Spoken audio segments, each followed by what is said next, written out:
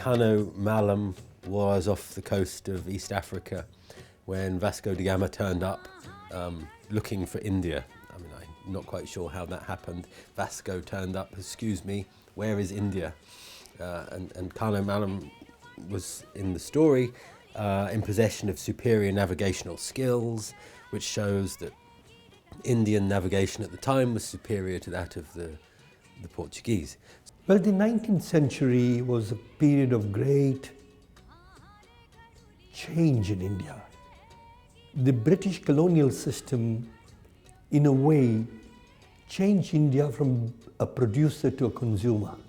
I think in the last quarter of the 19th century, 28 million people died due to the famines. So people had to go wherever destiny took them. I think there was a Gujarati proverb that said, it's better to go to Africa and die when death calls you than to remain in Gujarat and die an unwarranted death. It was very expensive for people to come. Whereas by dhows, they came with 5 rupees only. Many of them landed in Lamu first. My relations used to live in Mombasa, and the ship used to come to Mombasa, so everybody would actually first land in Mombasa, and their home would actually on an average day have about 10, 15, 20 people staying there, people just in transit. But some spirit was so strong that nobody felt, oh, this is odd or this is difficult or we can't do it.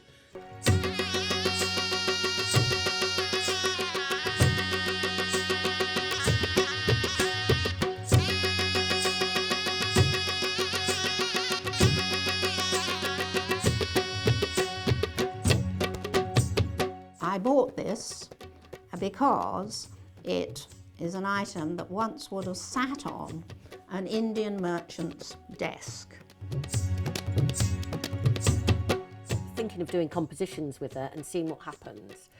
And actually, funnily enough, I've got my old Radha Krishna sitar out and I'm playing that again sort of normally as such. But I do want to see where it goes with this. So AMC developed audiences for Gujarati music, not just for the Gujarati audience. We wanted to have everybody there. We did another album of Srinathji, Jai Jai Srinathji, which was also done. But the Amar Sada Avinash was a very special thing because Avinash Vyas was an absolute giant of Gujarati music, of Indian music in some ways.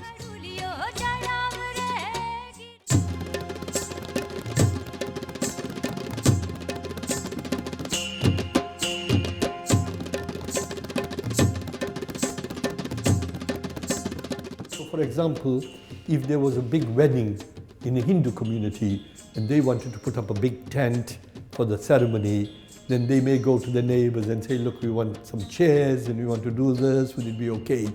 There was a general feeling of closeness. A white person would get, say, £100 for doing that job, and the same job, an Indian would do it for £60 maybe. On the train, there were compartments for Indians only, Africans only, and the Europeans only. Restaurants in the train were the same. The restaurants and hotels in Nairobi, Mombasa, major towns, they were out of bounds to all except the Europeans. The other thing, if you talk about Idi Amin, was that, he was able to deport us. And there were about 4 or 5 Asians who were killed.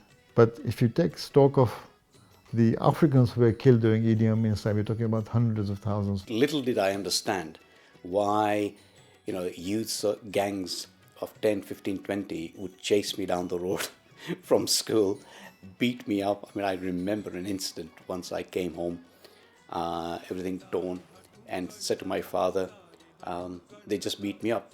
Obviously, he said, you must have done something. And I said, honestly, I have done absolutely nothing wrong. That's when the penny started to drop, that in fact there is something called racism.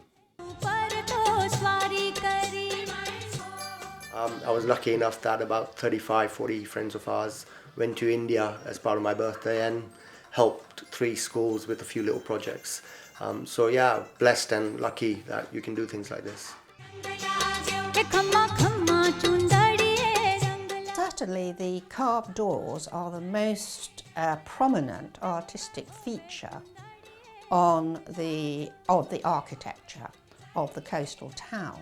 It was just this short period at the end of the 19th century when they came from Europe, but then they began again. They were produced in India.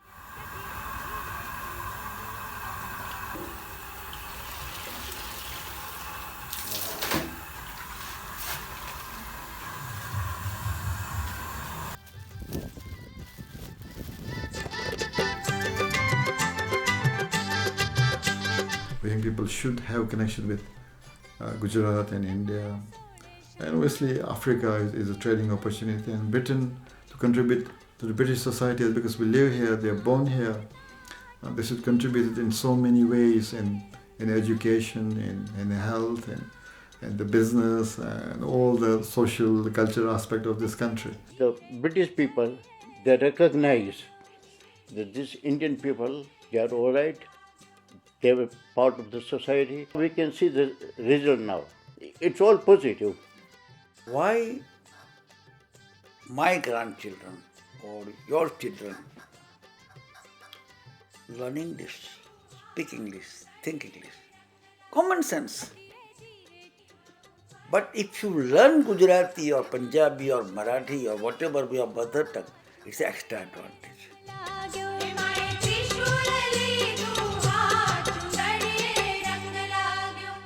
My message is enjoy the culture you come from and enjoy the culture you live in.